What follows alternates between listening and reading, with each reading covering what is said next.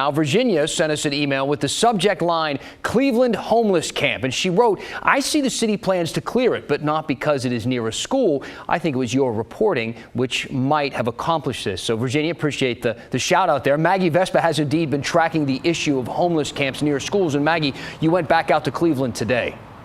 Yeah, we did. And Virginia's right. The city has posted at that camp basically eviction notices, those bright green pieces of paper, letting campers know they have to leave.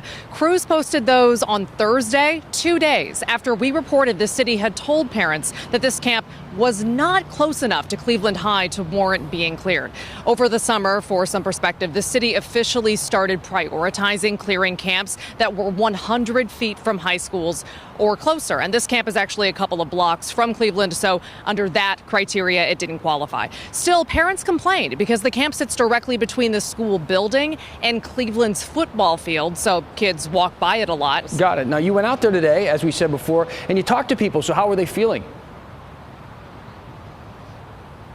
Everybody that we talked to out there today was really upset about this. Actually, a neighbor approached us walking her dog, a woman who lives in a house nearby, and she was teary-eyed. And she said that she can't believe the city is doing this to people in the middle of a housing crisis without giving them somewhere to go. And then we talked to a man who lives in the camp. He said he had been there for months. He didn't want to show his face, but he just said he'd been cleared from other camps in Portland before, and he said he was exhausted by this. Take a listen.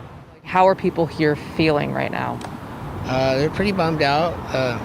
It's like all of a sudden you don't have anywhere to go, and you gotta like go somewhere where they aren't gonna like want you there. And we go from place to place, and everybody's pissed off at us, but we have nowhere to go.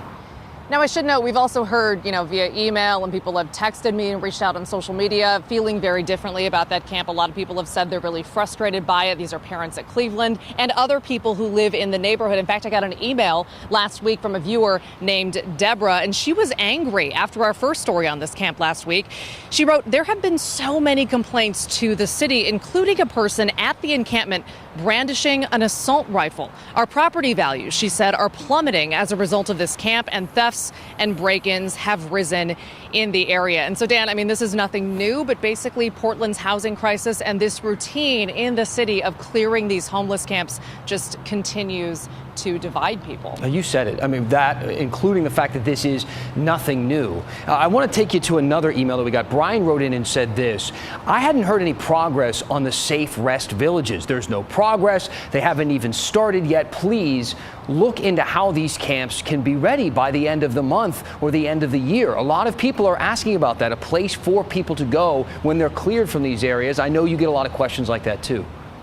Yeah, someone actually tweeted that question to me today. And just for some context here, what Brian is talking about is a promise the city made earlier this year. Housing Commissioner Dan Ryan, months ago, announced the city was going to use federal COVID relief money to open 6 safe rest villages throughout Portland, basically 6 sanctioned camps scattered throughout the city where people could camp legally. In other words, it would give people cleared from camps like the one by Cleveland or a big one cleared this summer from Laurelhurst Park somewhere to go. And the commissioner had said he had wanted to get these villages up and running by September, aka now. Obviously, it's September, and we don't even have the addresses for these camps yet. Now, I should note, a staffer for Commissioner Ryan has told us the city is planning to announce addresses of some of these camps in the very near future, probably later on this month. And we're told they should open, Dan, by 2022. That is the new deadline, basically the end of this year. But again, despite asking, we don't know what's caused this delay. No, we don't know what's caused the delay, just to be blunt about that. We've been asking the commissioner's office for an interview with him in the coming days, as well as with one of the staffers that they say they've hired to kind of spearhead this project moving forward. And we're hoping to get that nailed down sometime this week. So I'll keep you posted. Sounds good. Maggie Vespa, thank you.